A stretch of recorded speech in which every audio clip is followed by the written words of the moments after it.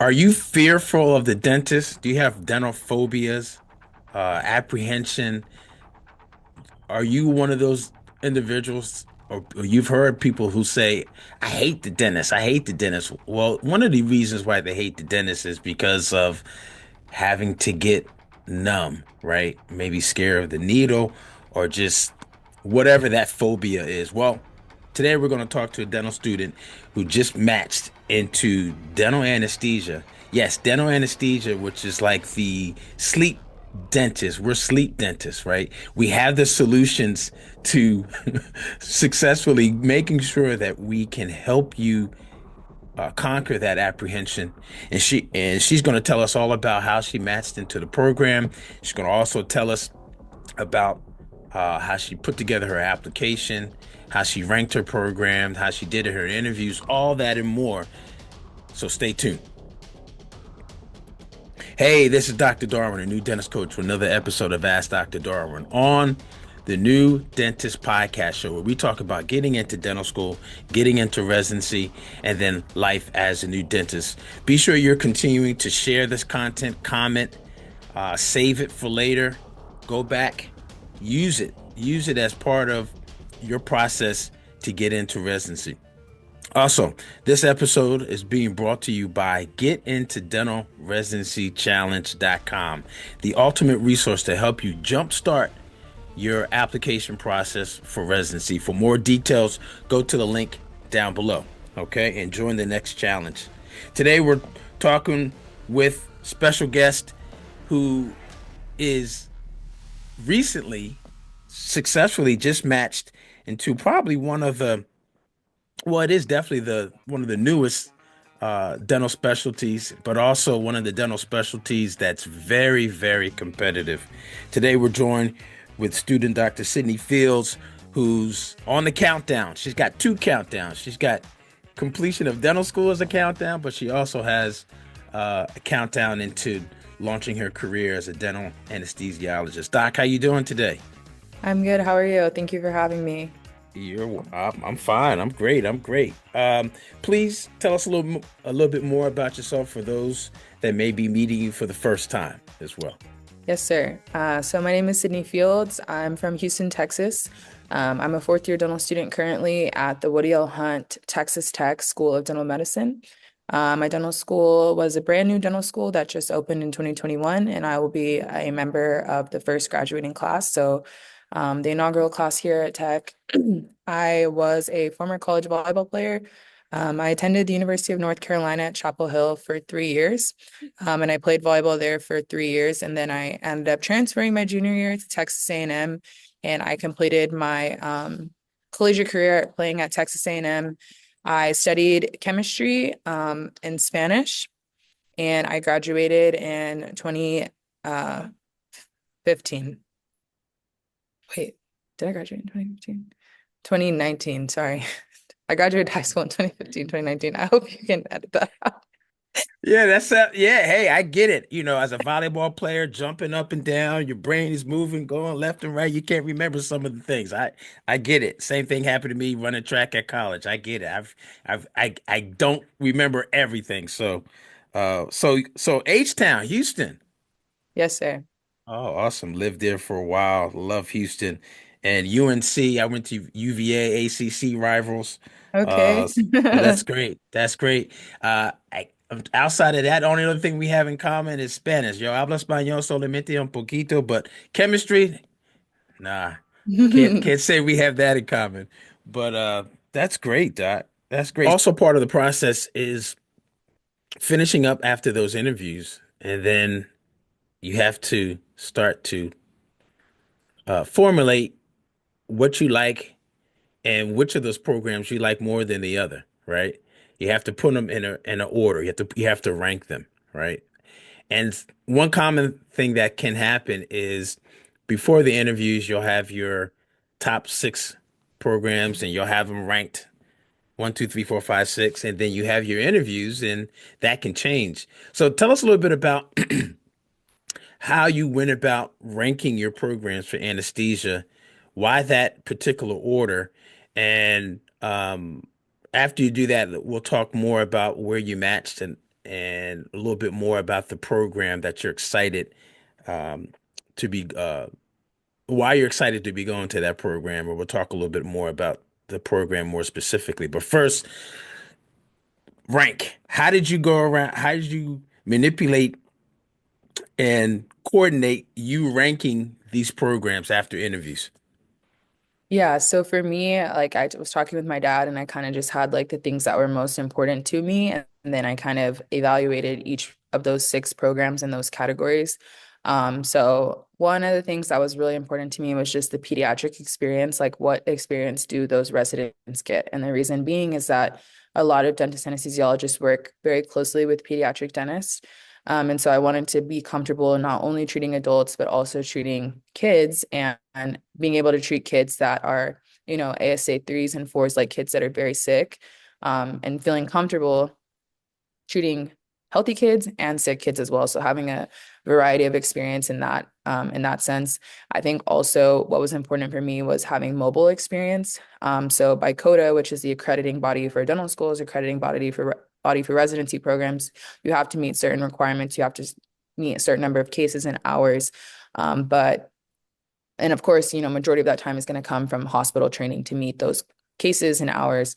But also, like mobile experience is very important because if you're not working in a surgical center or you're not working in a hospital post graduation, which most people don't, going out into the real world and practicing anesthesia as, a DA is, it can be like a shock if you're not familiar with how to set up an office, like your setup with your machine and traveling with your machine and like just a lot of like little small details and things. And so like what is the mobile experience at that program like?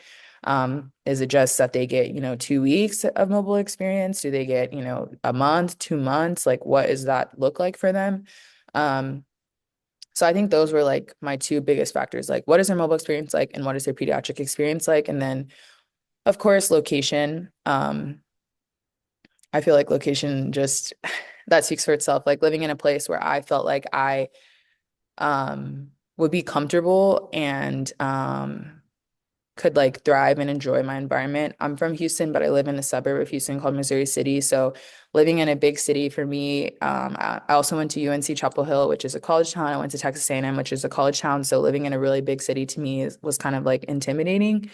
So just like location, and then proximity to an airport is also something that I looked at. I really love to travel in my free time. Not that I probably will have a lot of it, but when I do have that time to travel to visit my family, to see my siblings play. My sister is a professional volleyball player. My brother is currently playing in college, but also hopefully will go on to the professional level. So just having like ease of access to get to an airport to be able to see my siblings and see my family was also really important to me. Absolutely, makes sense. Shout out to Missouri City, Houston suburb south of downtown Houston. I lived in Pearland. You remember Pearland? Okay. Yeah, Yeah, Pearland and yeah, Mo yeah. City are super close. My best friend's from Pearland. It's like 20 minutes away from Mo City. So Yep, yep. Got some great Houston stories. Sorry, y'all. Just aside. Uh, so did any of your rankings change after your interviews? it did. So Ohio State was my very last externship. I completed that in August, while I was on my school break between my summer semester and starting my fall semester. And I loved Ohio State. Every program I went and externed and there were things that I liked and things that I didn't like. And I like told my dad, I wish I could just put all the things that I like and put it into one hospital. And then I went to Ohio State and I was just like, wow, like I love this place. And I am really excited about Match now because like I know where I want to go. And so at the time, I hadn't went to Chicago to extern because they weren't available on the weekends and I had already used my allotted days for school that I was allotted for externships. And so I told them like I don't have any more days for school to use for this. Are you available on the weekends? And they told me no. So I hadn't gone there. And so it was really hard for me to rank a program number one that I had never visited. I had been talking with the resident that was at Chicago throughout my time in dental school. I talked very closely with their program director for like an hour. When I was at the ASA conference, he introduced me to another resident. I talked with her for like over an hour. So I knew a lot about the program. I just never visited.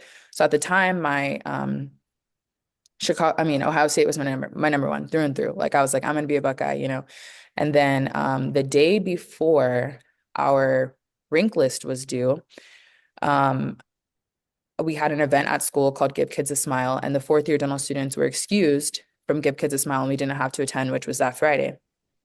And or not Give Kids a Smile because that happens in February. Sorry, it was like a neighborhood smile, some like similar Give Kids a Smile event that we have.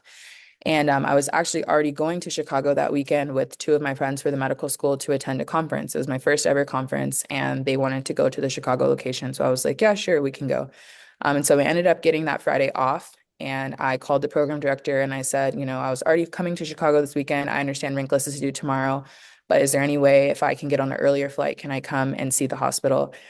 And he said, sure. He said, our cases will start at this time. If you can get on the earlier flight, you let me know. And I was at the airport at 3 o'clock in the morning and I was on standby and I got on a 5 a.m. flight to Chi. And I saw the hospital that day. I saw the dental clinic that day. We just have a brand new dental center that they just built.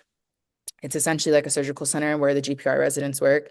I saw everything and I was just like, I have to change my mind. Like I love it here. I can see myself fitting in here. And so my friends and I went out to dinner and the rank list was due in like a couple hours. And I was like, oh my gosh, like, should I switch Ohio State to number two? Like, what should I do?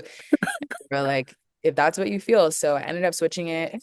And then we got back after dinner. We got to the hotel and I think I had like 10 minutes and I was like, oh my God, should I switch it back? Like, what should I do?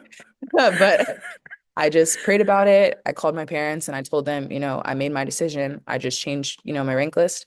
And I just said, whatever God's will is for me, if it's Ohio State, that it'll be, or if it's Chi, like I'm super excited about that as Right. well. And yeah, I'm just really grateful that, that worked out with school for me to get that day off Yeah.